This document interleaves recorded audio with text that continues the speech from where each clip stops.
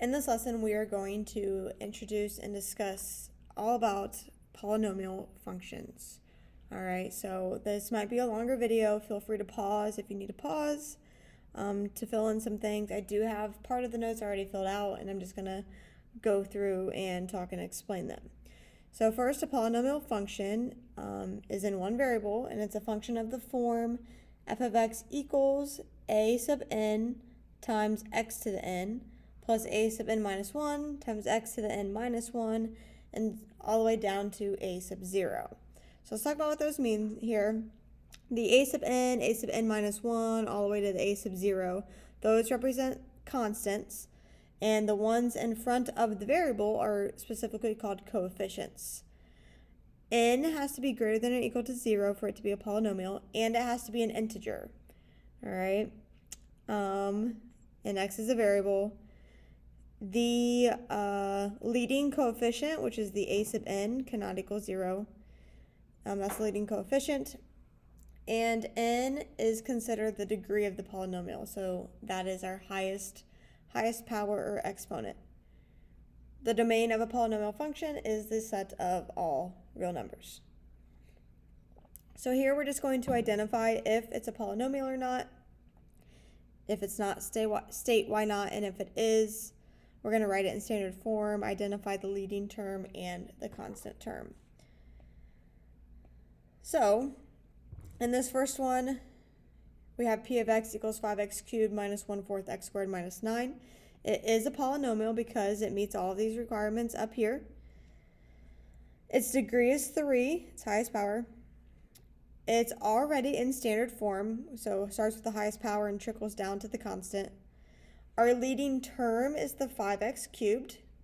Now be careful, if you were asked for a leading coefficient, that would just be the 5. And our constant is the -9. Number 2, x plus 2 minus 3x to the 4th. It is a polynomial. In standard form, it would be written as -3x to the 4th plus x plus 2. Its degree is 4 because that's the highest power.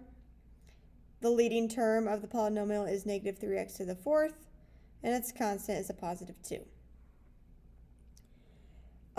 Number 3, change this here. For number 3, g of x equals the square root of x. This is not a polynomial because if we rewrite that in terms of an exponent, that is the same thing as saying x to 1/2.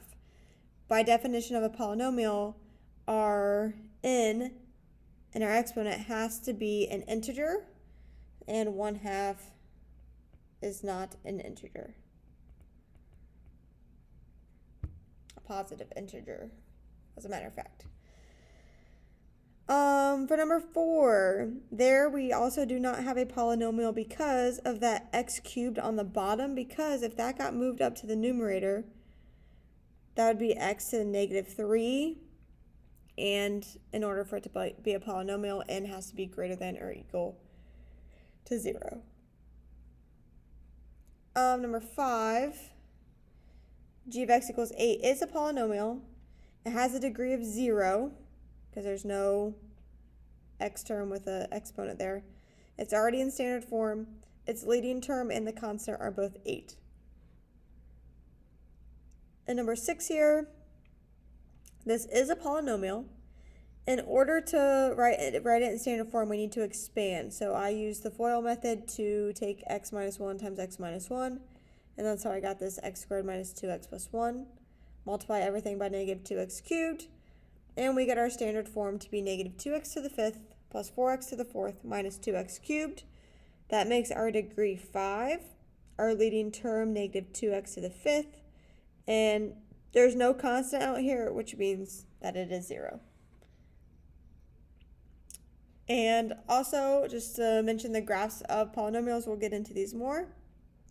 But the graph of a polynomial is smooth and it's continuous, so it has no corners or jags, no sharp corner turns, and there are no gaps or holes.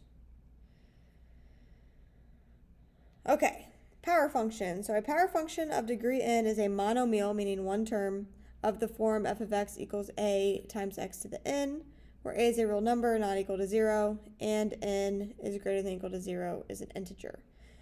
We're going to look at the graphs here of some power functions first. Let's do the even-powered functions. If I pull these up, there's my typical x squared, there's x to the 4th, there's x to the 6th, and we could keep going. But you're going to notice here we have symmetry with respect to the y-axis.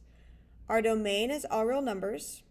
Our range would be all non-negative real numbers, so 0 to infinity. Notice each of those always go through the 3 points, negative 1, 1, 0, 0, and 1, 1. And around those points, so when x is less than negative 1, the higher even power we get, our graph gets steeper. As x is greater than 1, our graph also gets steeper. But around x equals 0, the higher the even power, our graph starts to flatten out and get closer to the x-axis. And then our end behavior, that's what's happening at the ends of each of the graph. So as x approaches negative infinity, the function is also approaching infinity. And as x approaches infinity, the function is approaching infinity. So I'll pull that up here. Graph flattens out.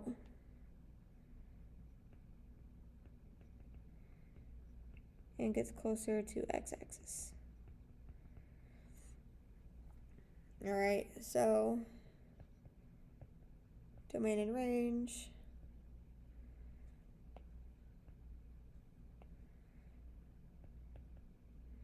There we have that. Okay, on power functions, if we look at those, that would just be x cubed, x to the 5th, and we could keep going. But as we notice some things about those, our odd power functions are symmetric with respect to the origin. The domain and range are both all real numbers. These ones always go through the points 1, 1, 0, 0, and negative 1, negative 1.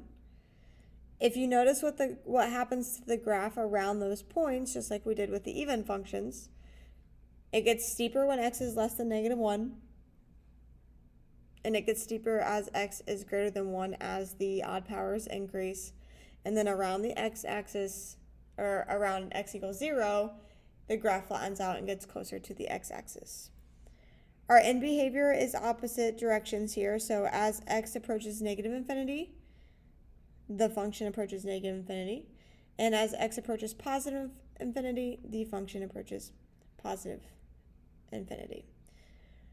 We will be using that to help us determine the end behavior of other polynomials.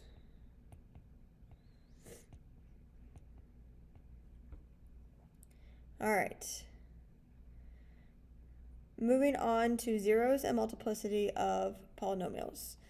So if f is a function and r is a real number for which f of r equals 0, then r is called a real 0. The zeros are just the same thing as the x-intercepts of the function. All right. R is considered to be a real 0. It's an x-intercept. We will write the factor as x minus r. Okay, so we're going to be using the zeros to come up with the factors to write the equations. So in order to do that, you take x minus the real 0. And it's also a solution to the equation f of x equals 0. If the factor is repeated more than once, then we say that r is called a repeated or a multiple real 0. You'll often hear it as the multiplicity of whatever, 2, 3, however many times it's repeated. All right, so let's use zeros to find a polynomial function of degree 3 whose real zeros are negative 3, 2, and negative 5. Okay, well, it's always x minus the real 0. So x minus negative 3 would be x plus 3. X minus 2. X minus 5. There could be some kind of stretch or effect on this graph, so I'm going to go ahead and throw out a in front. and set it equal to f of x because it is a function.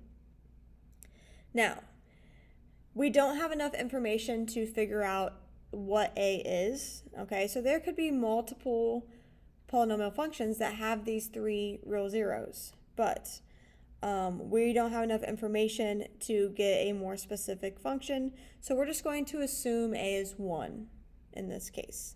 So we're going to go ahead and just multiply those binomials together here. So if I multiply those ones first, we'll have f of x equals x plus 3 times, I'm going to use FOIL. First is x squared. The outside would be negative 5x, inside negative 2x, so that's negative 7x. Last would be a positive 10.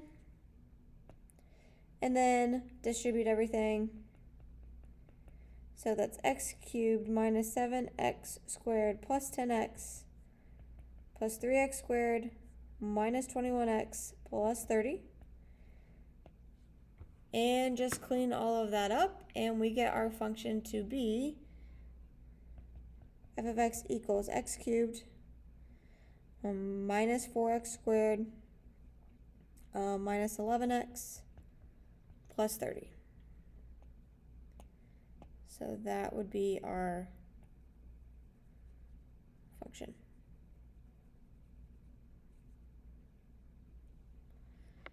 Okay.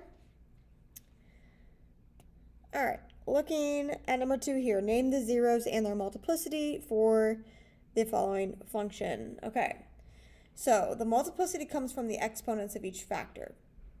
So the 5x, the 0 of 5x happens twice. So really just take 5x, set that equal to 0, and if you solve, you get x is 0 with a multiplicity of 2. If you take x plus 2 and set it equal to 0, you get x equals negative 2. There's only one factor of that, so that only happens once. You could refer to that as a multiplicity of 1, but you often just will not write it with any multiplicity. And if you take x minus 1/2 and set it equal to 0 and you solve that, you get x equals 1/2. That factor occurs 4 times because it's to the 4th power. So that's with the multiplicity of 4. All right. We need to know that because we'll use that. It tells us whether the graph crosses the x-axis at those spots or just touches them and turns back at those spots. And we'll discuss that when graphing.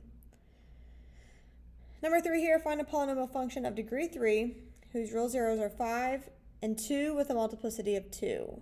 So we have our f of x equals, technically we could have an a. My first real zero is 5, so x minus 5. My other is x minus 2, and that happens twice. So you're either going to put squared on it, or you could rewrite x minus 2. Again, we don't have enough information, so I'm going to just let a be 1. And I'm going to expand this. So we have x minus 5 times, I'm using the FOIL method again, that would be x squared. Outside, inside would be minus 4x. Last would be plus 4. Distributing, we get x cubed minus 4x squared plus 4x minus 5x squared plus 20x minus 20. And our final function then would be x cubed, which is a degree of 3, minus 9x squared plus 24x minus 20.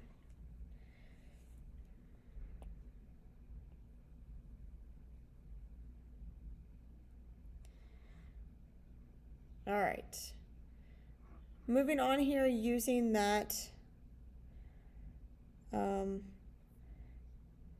to graph.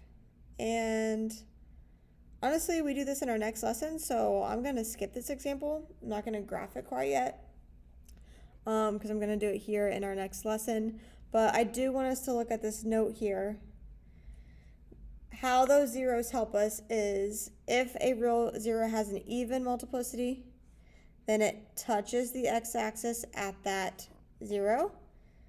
if that 0 has an odd multiplicity, then it crosses the x-axis at that 0 or x-intercept. Okay? Turning points, just know that the number of turning points is n minus 1, where n is the degree. So if you have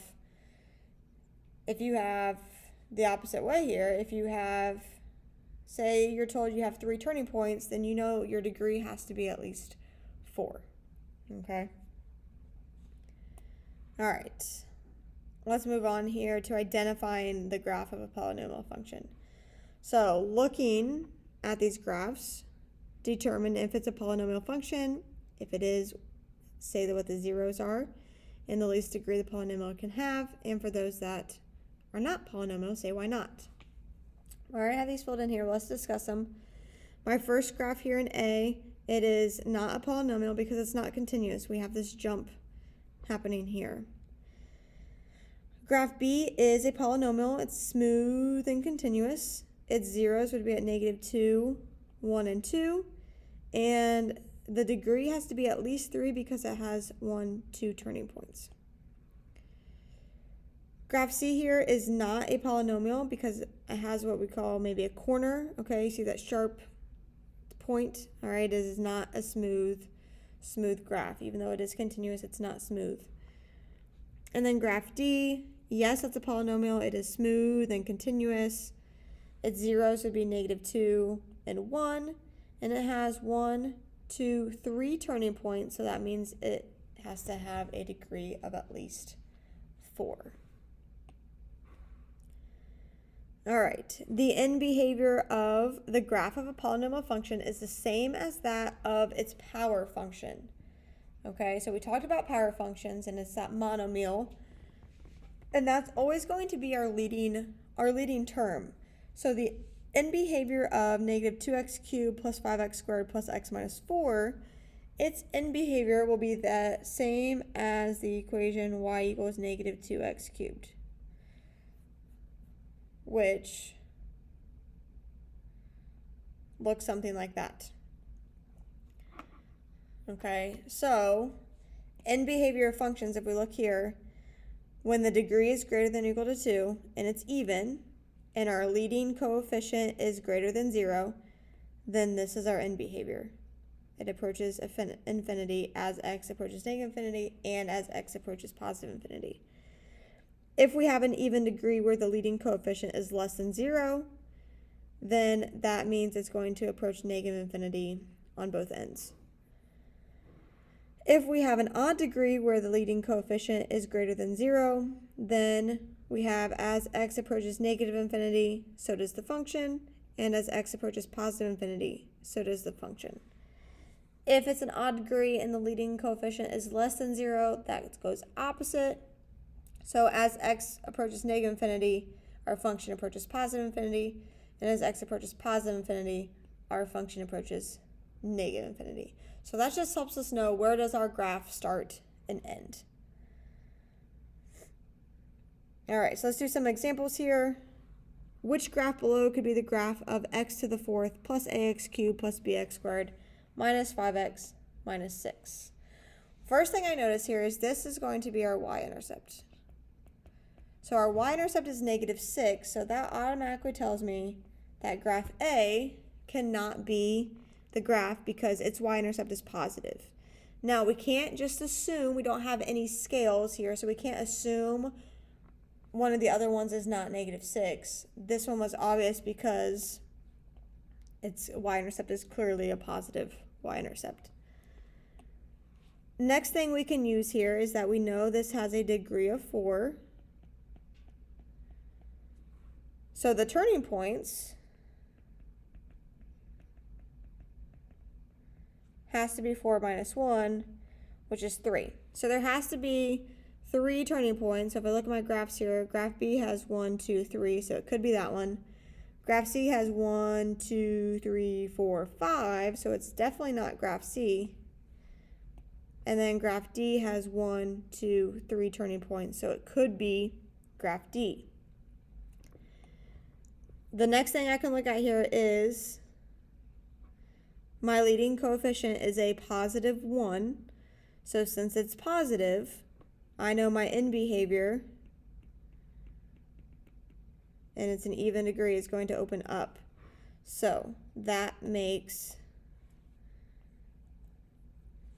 graph B the only option here that could represent that function. And then last here, find a polynomial function whose graph is shown and use the smallest degree possible. All right, well, we want to use its zeros. We want to use its turning points to find the smallest degree possible. And we're going to use a point so that we can actually figure out what that A term is this time. So we are going to use our zeros, which are at -2, 0, and +2. And those things tell us something. If I look at -2, that 0, my graph just touches right there. That means there's an even multiplicity.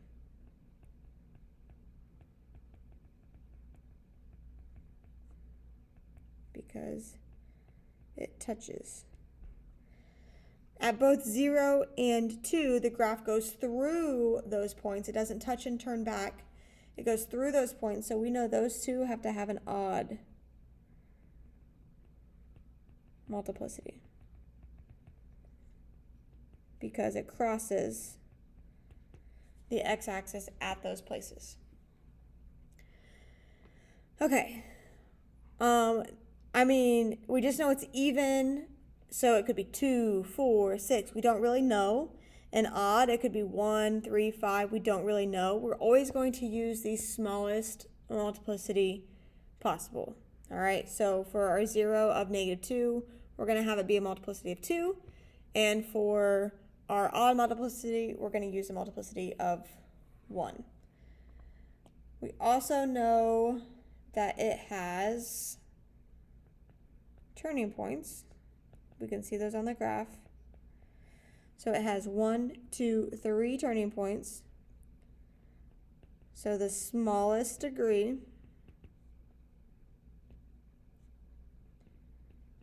is 4. It's one more than that.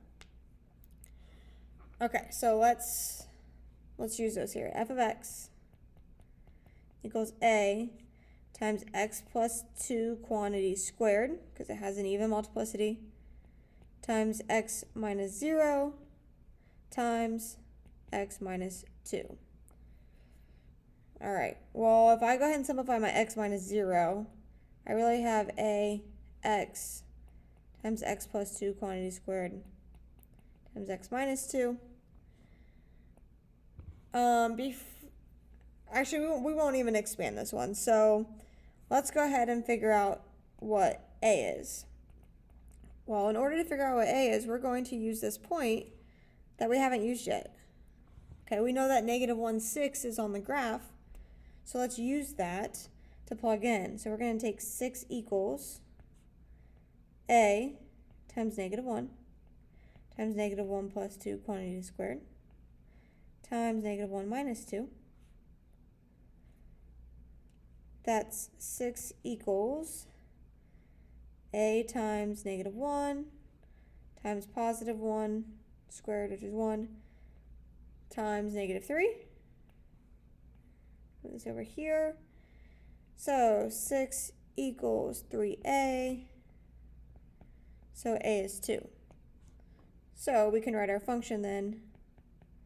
F of x equals 2 times x. Oops. 2 times x times x plus 2 quantity squared times x minus 2. That right there would, or could be, the function of that polynomial right there. All right, next lesson we will actually graph by hand using these characteristics.